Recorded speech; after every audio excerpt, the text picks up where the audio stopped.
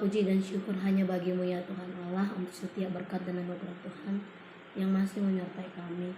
Engkau patut dimuliakan dan dipuji, terlebih di pagi hari ini untuk nafas hidup yang Tuhan berikan. Tuhan Yesus, hari ini kami ingin menyerahkan hidup kami dalam tangan-Mu melalui persekutuan kami dalam renungan pagi ini. Mari Tuhan berkati kami dan Tuhan bimbing kami agar kami senantiasa hidup di dalam terang. Terima kasih Tuhan Yesus, berfirman-Lah Engkau, dan biarlah Tuhan yang menuntun kami dalam satu hari ini untuk melakukan segala sesuatunya, sehingga kami bisa menunjukkan identitas kami sebagai pengikut Kristus. Terima kasih Tuhan, berfirman-Lah karena kami sudah siap untuk mendengarkannya. Amin. Selamat pagi untuk kita seluruhnya, Bapak Ibu saudara-saudari yang terkasih dalam nama Tuhan Yesus Kristus, yang menjadi nats firman Tuhan untuk kita di pagi hari ini diambil dari Ratapan 5 ayat 21. Beginilah dikatakan, bawalah kami kembali kepadamu ya Tuhan, maka kami akan kembali. Tegihon mahami mulak tuho ale Jehovah, asa saut hami mulak, pai baru maari nami suang songoni di Nairobi. Demikian firman Tuhan. Saudari-saudari yang terkasih di dalam nama Tuhan Yesus Kristus, kitab Ratapan merupakan kidung duka Yeremia untuk Yerusalem dengan penggambaran yang gamblang. Yeremia melukiskan dampak perang atau atas kotanya. Ayat 21 menjadi permohonan hatinya yang terdalam agar Allah kiranya turun tangan. Meski demikian, sang nabi tersebut tidak yakin bahwa itu akan terjadi, sehingga ia bertanya di dalam hatinya dengan begitu kejam. Kita bisa melihat itu di dalam ayat 22. Apakah engkau sudah membuang kami sama sekali? Sangat murkakah engkau terhadap kami? Hal inilah yang ditanyakan Yeremia atas ketidakyakinannya bahwa Allah akan turut untuk mengampuni mereka dan menolong mereka.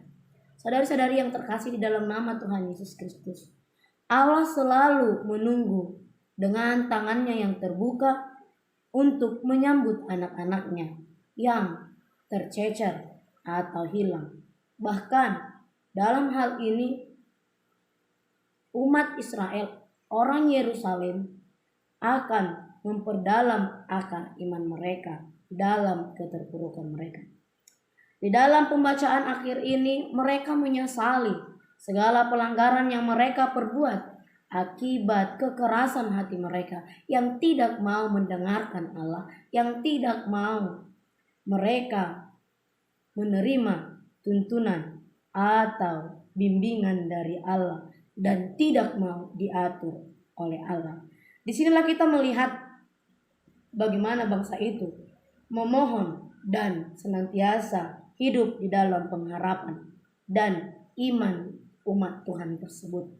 Karena sekalipun mereka dalam keadaan yang terpuruk, namun mereka yakin bahwa Tuhan akan mampu dan mau untuk memulihkan hidup mereka kembali seperti dahulu kala.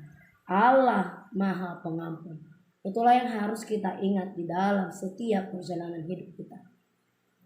Allah tidak pernah menutup diri, menutup tangannya untuk menyambut orang-orang yang mau kembali kepadanya, menyambut orang-orang yang senantiasa mengakui pelanggarannya dan mau untuk diatur Tuhan, sebab Allah Maha Pengampun. Saudari-saudari yang terkasih di dalam nama Tuhan Yesus Kristus, kita harus ingat bahwa tidak ada kata terlambat untuk kembali kepada kasih Bapa. Dia menunggu dengan tangan yang terbuka agar setiap orang yang berjalan di jalan yang sesat benar-benar kembali kepadanya.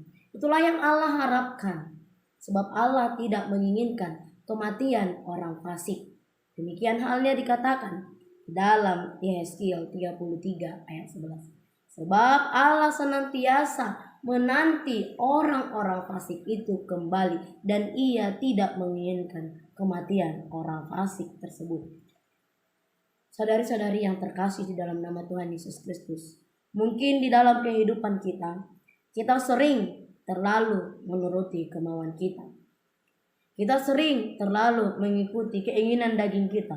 Kita sering tersesat dan kita sering berjalan di jalan yang salah. Bahkan kita sering buta dan membutakan diri akan hal-hal yang benar, walau semestinya kita mengetahui itu adalah hal yang benar. Yang kita perbuat adalah hal yang salah, tapi acap kali kita sering memaksakan diri untuk buta dan bungkem untuk mengatakan yang benar. Tapi percayalah, Allah tidak pernah menolak kita ketika kita benar-benar kembali kepadanya.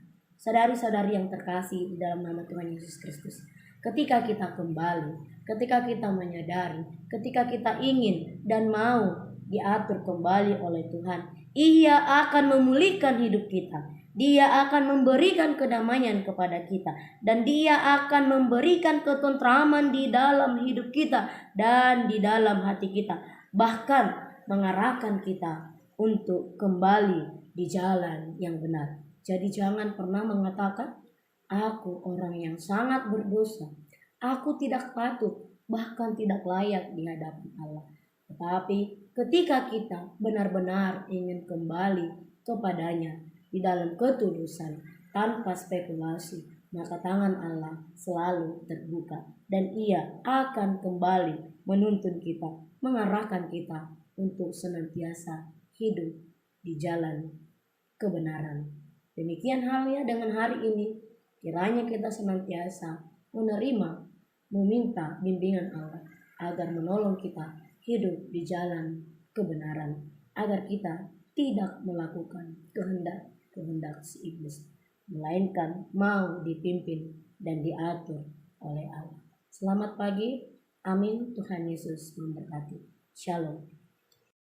Kasih karunia dari Tuhan Yesus Kristus serta kasih setia Allah Bapa dan persekutuan Roh Kudus memberkati dan menyertai kamu sekalian hari ini, esok, dan sampai selama-lamanya.